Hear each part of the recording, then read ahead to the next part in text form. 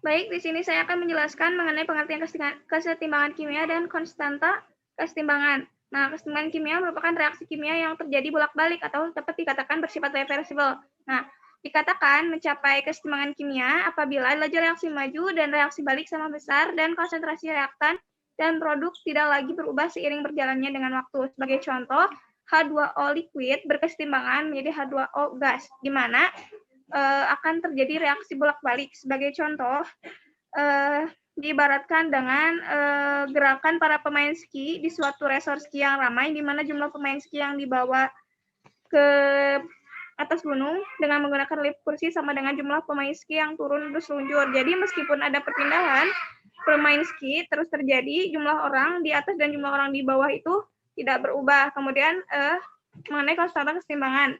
Konstanta kesetimbangan itu dapat dihitung. Persamaan ini dihitung dengan K sama dengan konsentrasi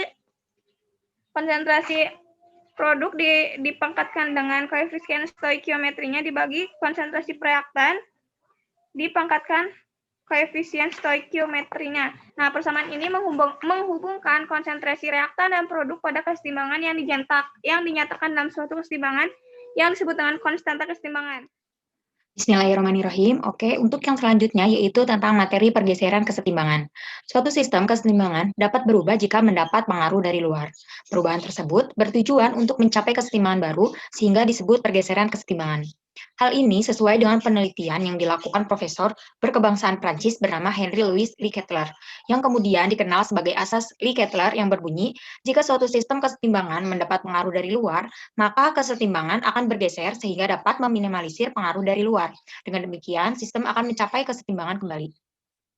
Nah, untuk menambah pemahaman di sini, saya menyediakan animasi tentang pergeseran kesetimbangan. Asas Leclerc.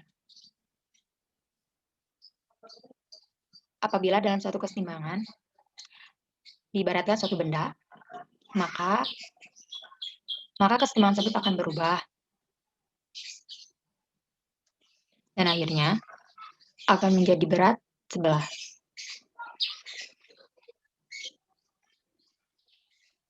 Untuk mengurangi akibat dari benda tersebut dengan kesetimbangan, harus dibentuk kesetimbangan baru. Hal ini yang disebut dengan asas Leclerc.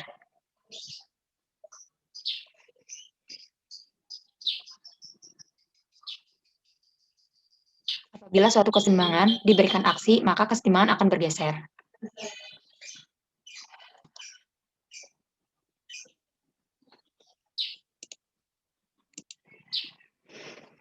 Mungkin cukup sekian yang bisa saya sampaikan. Untuk selanjutnya yaitu tentang faktor-faktor kesetimbangan yang akan disampaikan oleh teman saya, Vena Herlinda. Kepadanya dipersilakan.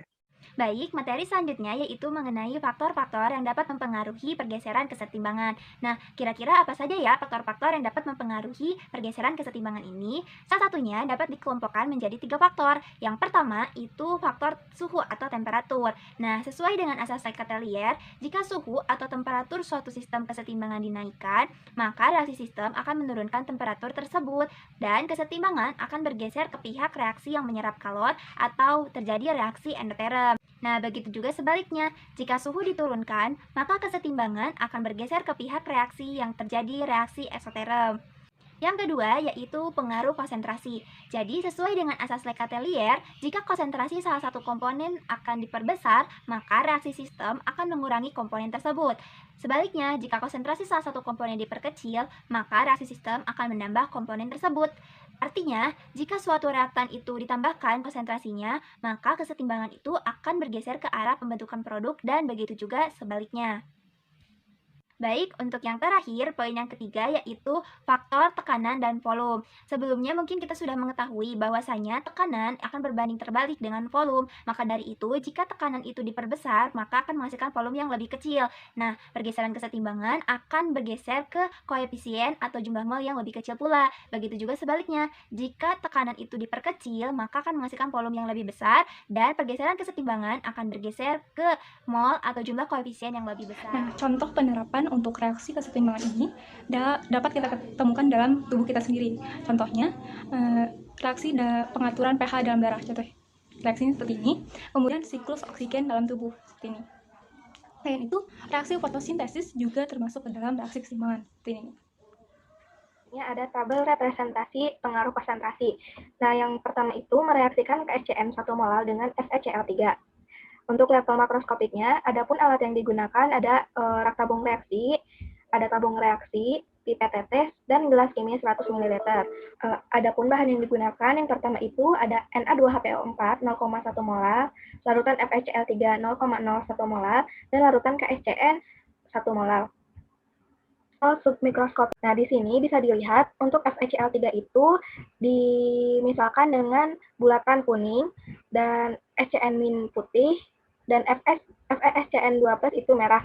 Nah, untuk simboliknya, adapun persamaan reaksinya yaitu Fe3+ ditambah SCN- lalu berkesetimbangan FeSCN2+. Untuk selanjutnya yaitu ditambahkan FeCl3 pada larutan tabung reaksi kedua. Nah, untuk tabung reaksi pertama itu dilakukan sebagai pembanding. Nah, pada penambahan FeCl3 ini pada tabung reaksi 2, maka akan membentuk FeSCN2+. Dan warna larutannya juga akan semakin merah. Untuk simboliknya, pergeseran kesetimbangan ini akan bergeser ke arah produk atau FeSCN2+. Selanjutnya itu, pada tabung reaksi ketiga ditambahkan Na2HPO4 0,1 molar. Nah, pada saat penambahan Na2HPO4 0,1 molar, ini akan terjadi pengikatan ion Fe3+, sehingga terjadi pengurangan ion Fe3+. Nah, warna larutan ini akan menjadi warna kuning pucat. Nah, untuk level simboliknya, reaksi kesetimbangan ini akan bergeser ke arah reaktan karena ada pengurangan ion atau spesi Fe3+.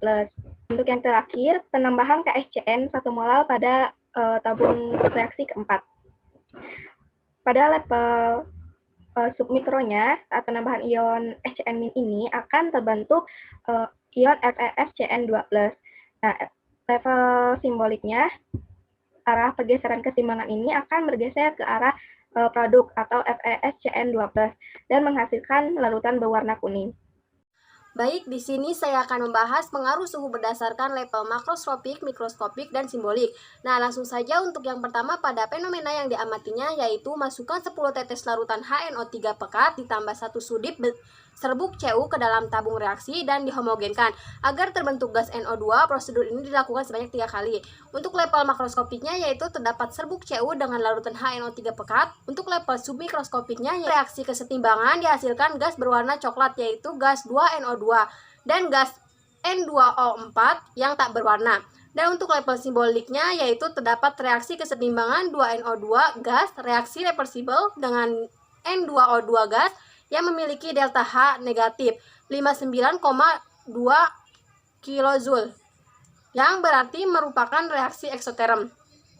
Fenomena yang kedua yaitu dengan memasukkan air dingin dengan suhu 10 derajat Celcius pada tabung 1. Untuk level makroskopiknya dapat dilihat terdapat gas berwarna coklat pudar atau mendekati tak berwarna. Untuk level submikroskopiknya, gas pada N2O2 bertambah banyak, maka pada level simboliknya didapat reaksi 2NO2 gas bergeser ke arah kanan atau ke arah produk membentuk N2O2 gas yang berarti merupakan reaksi eksoterm. Fenomena yang ketiga yaitu dengan berisi gelas kimia kosong pada tabung 2. Untuk level makroskopiknya dapat dilihat terdapat gas berwarna coklat.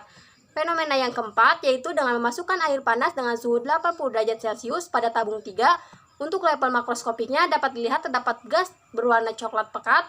Untuk level submikroskopiknya, gas pada 2NO2 bertambah banyak sehingga didapat reaksi N2O4 gas bergeser ke arah kiri atau ke arah reaktan membentuk 2NO2 gas yang berarti merupakan reaksi endoterm.